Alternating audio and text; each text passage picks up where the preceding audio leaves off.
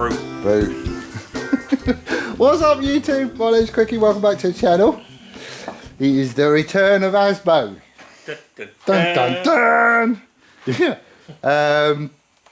ZZR's basically done for now. So he's now back on this, and this is the only project.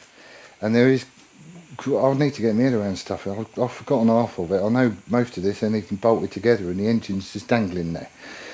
So there is quite a lot that we need to go through. So, Steve-O's down to give us a hand, and he's bought some toys.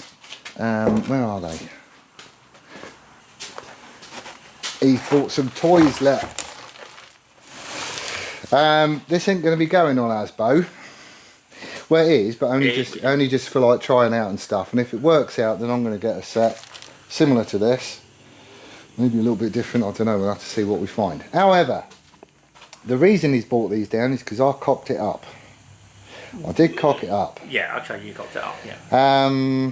Made all the frame, dead happy with that. It came out really, really well. Like, really well, but apart from one small thing, which is not that small, in that I don't have a chain run. Well, you do, just not without carving a great big chunk of the frame out. So this, we'll get into it in a minute and show you what's what, just so you can see how stuff doesn't line up. And I just completely overlooked it. I know why I overlooked it. Yeah. But I need to fix it now. So, for those that are new to ASBO, there is a whole bloody playlist on this. There's loads of videos on him. And he is a little bit of a hybrid. So it started out as a Bandit 600. That's what the engine is. And then the only other bit that's Bandit 600 is the headstock. Everything else has been made or it's been robbed off a different bike. So all the frame is handmade by me. So is the top yoke. The forks, the bottom yoke, the front wheel, the front brakes, that's all off a Triumph Daytona 955i. Clip-ons is clip-ons. The swing arm is Bandit 1200, as is the rear wheel, the cuss drive, the brake, all that stuff. And then the rear shock is that's off a Honda CBR 600RR. So a similar weight bike that's got a lot more power, so it should be quite happy with it basically. And we're basically turning this into a bit of a cafe racer. That's the idea. However, I need to sort the frame out. I need a chain run or it ain't going anywhere. The engine isn't set in place at the minute. It's only bolted at the back and then lashed up at the front. Yeah. So we've still got the side bottom engine mounts to put in place. And we've got the front engine mounts to put in place. And get all that level and true and blah de blah de blah. But in order to get the engine set where it needs to be set, the front and rear sprocket all need to line up with this new jobby. Because if we change that rear sprocket... The difference between, so that folks know, it's obviously standard, it's 530 pitch, chain and sprocket. Yeah. So the setup that we're trialling, which was on Jixit, is a 520, but with an offset front sprocket. That's not the bit that's not the bit that worries me. No, but we're hoping that that may give us some of the extra space that we need. This front sprocket has also got an offset to it of 5mm. So it's going to move it over 5mm. So my worry now is if we go to this setup, that the back sprocket might need to shift as well. Because I don't want to be taking dirty great big chunks out of that frame. I want to notch it the least amount I can get away with. So it might mean machining up the rear hub to accommodate it. I had to machine my rear hub up. But that... You didn't tell me that bit. But that is obviously sitting in... Yeah. So, depending on it moves what the whole thing 5mm in and it's a thinner chain. Yeah. Basically, isn't it? Hoping that that gives us... Or hoping that means that it's a minimal amount of invasive surgery or... Invasive surgery. Yeah, on the frame. We're not that clever really here. Nice. We're not that clever here. Right, I want something to clamp to that rear sprocket.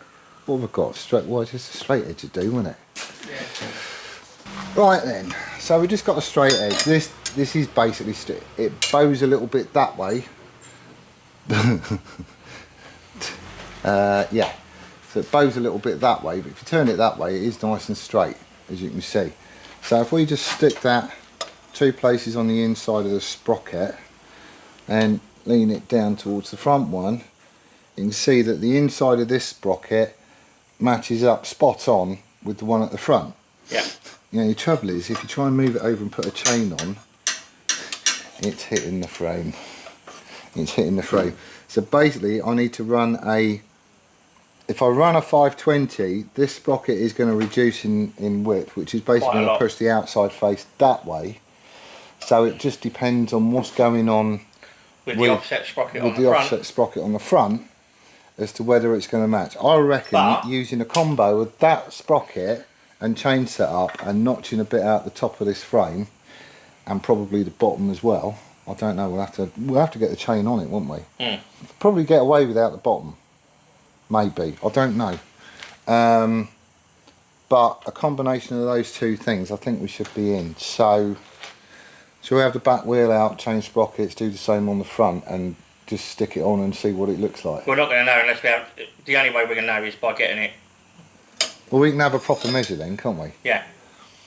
But the least I can top out we can of also this, run a chain round front and rear, and we can see, well, if it goes past the frame. You've little faith.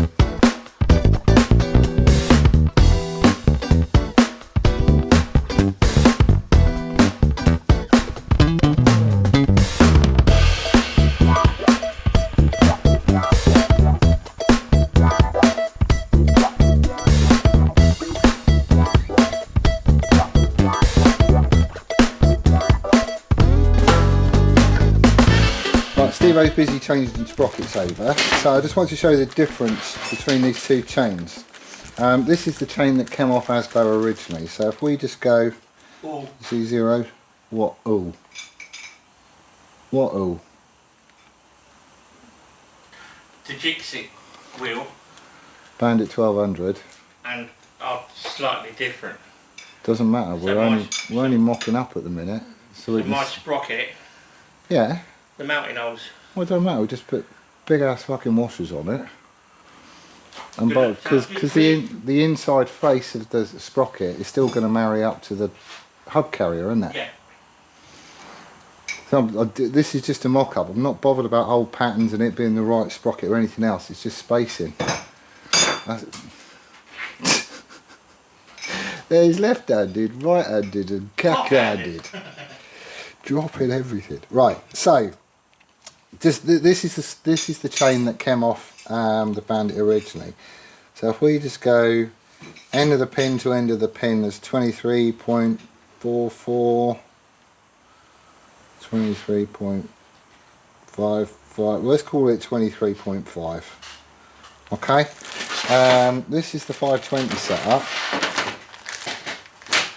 You need to keep this in oil, mate. Got a little bit of rust on it. And if we go from pin to pin, this one comes up as 21.3, 21.34.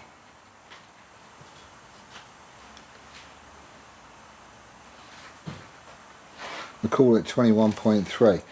So even though it sounds a lot, going from, what was it, a 530 standard, 530 520 to a 520, you don't actually lose a great deal. But we do get a little bit, and a little bit is going to help. So that's what we're going for. The inside edge of the sprockets is basically going to remain the same.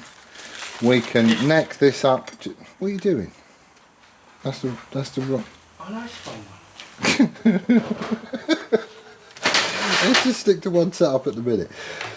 So the inside edge of the sprocket is still going to remain in the same place unless we go with an offset, and then the hub is going to have to get machined down.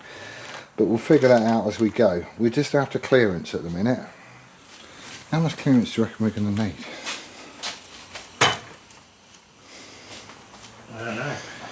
don't know what it is on a normal bolt. What's it on here?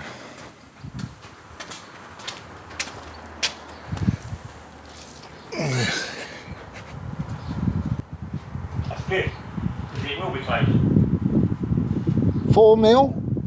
5mm? Yeah, but this is home built, so we can halve that.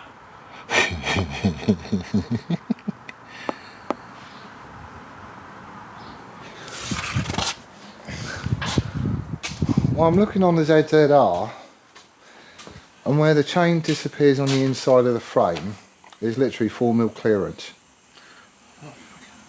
It's not a lot, is that it? the same thread? Hey?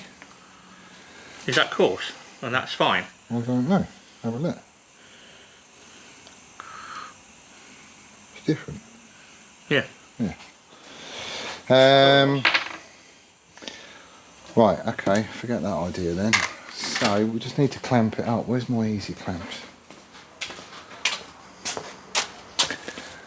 There's one.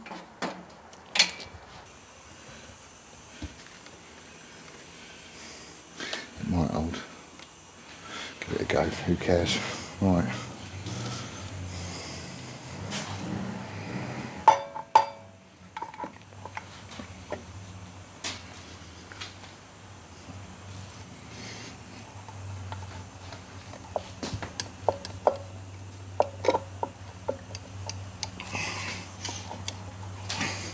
Should we put some lube on it?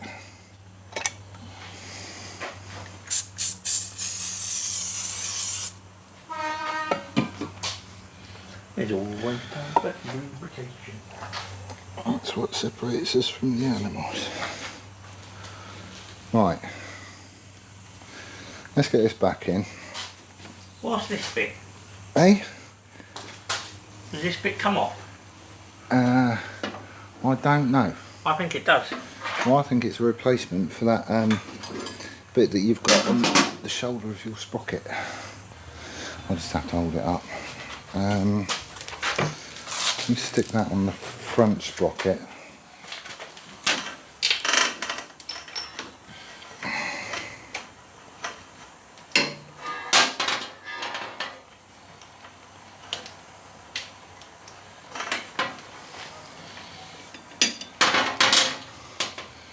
Right, see what I mean?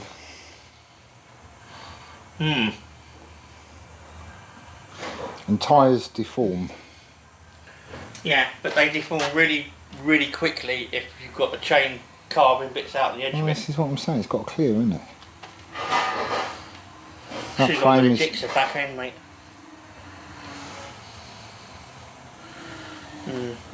No, I personally, Oh, I don't looking wanna... at that now, I wouldn't want to take anything off. No. So I'm notching the frame and I'm running with that sprocket as it is, and I'm not machining the hub. Because the tyre does deflect. You imagine you're going around a corner, it's all going to push it out from one side, and then you go over a few bumps. Yeah. That's going to deflect as well. I'm not happy going any closer than that. It's got to clear the tyre. What's the point in doing it where, oh yeah, it clears the frame, and now it's just eating your tyre? So we're notching the frame. Yeah. I'll run with a setup like that because we know it all lines up. So I just need to take a picture of it and measure that sprocket and see what I can get. Because if there's like a couple of mil sticking out the back of it and a normal 520 sprocket is flush, then I've just got to make up a spacer to take up that gap. Yeah. And then we're taking some out of that frame tube. And the bottom.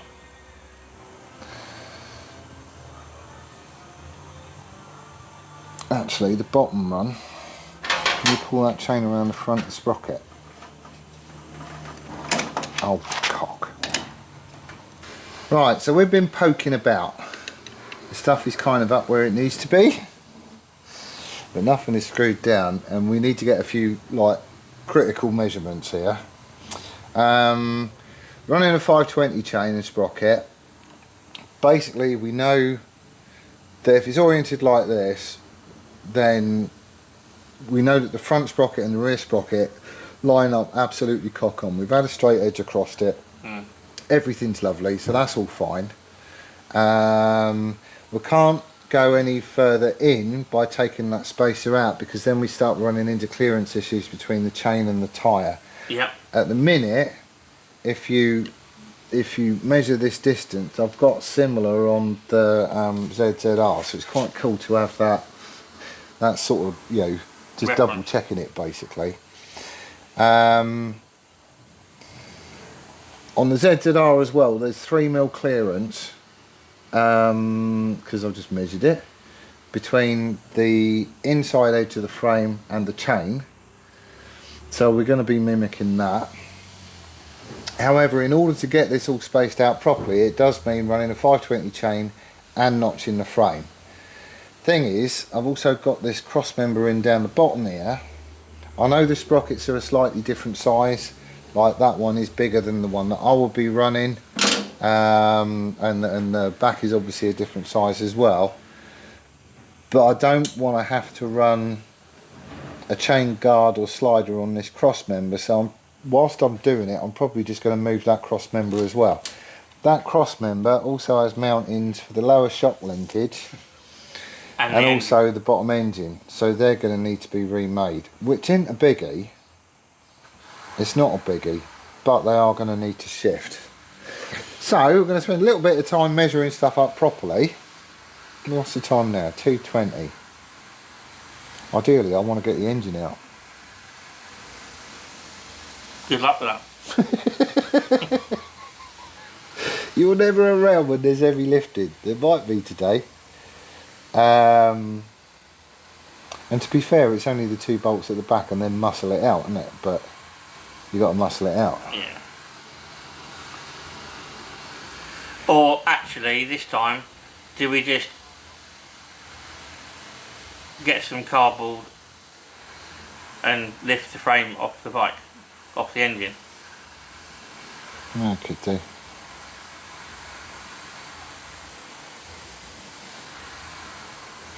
Could do it that way, but either way it's all got to come apart after we've measured it. Right then, let's get the kettle on.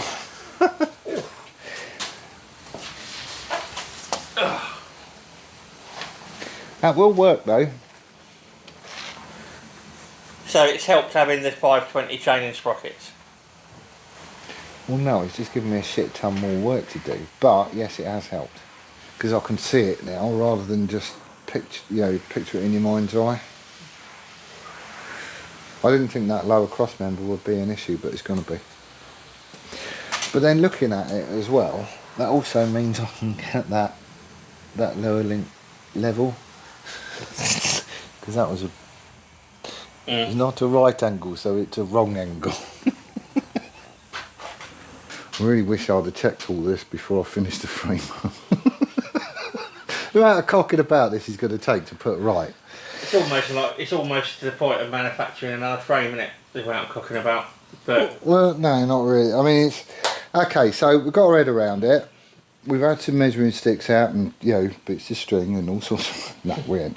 But we have got our head around it. And we kind of know what needs to happen now. So big thanks to you for bringing down this 520 setup, because just being able to see it in place really does help. So there's going to be loads of questions, I get that. So to cover the stuff that I can think of off the top of my head, that is a Bandit 1200 rear wheel and swing arm and standard sprocket. And essentially the 520 sprocket it's narrower than the stock one. But the inside face of it, the face closest to the tyre, if that makes sense, doesn't change, it doesn't move. So I'm going to be running standard clearance between the sprocket and the tyre, so that's all good, and there is going to be plenty there as well because we've measured it, that's all fine. The 520 sprocket up the front, with that little spacer in, everything lines up exactly cock on. Just it's all dead nuts in line with the rear sprocket, and we've done that a number of different ways. We're clamping various bits and pieces to it, and it is all there. So what I need to do is to get a 520 front and rear sprocket and chain that's going to fit this bike We're going to be going with the standard gear ratios for the Bandit 600 because that's the power plant that's in it. But if I think, what was it? It was 16. Well, 1545 is the normal Bandit 600 gearing. So we're going to go 1648. So we're going 1648, which will give us the same gear ratio. However, there's a couple of bits and pieces that is going to need to move. So we've got there's a cross brace that goes down that the back lower engine mount goes to, and also it hooks up for the rear suspension. So that goes on to sort of one end of the rising rate link. That ideally I want to move down and further forward, which I can do because that's where the frame sort of bends down the side.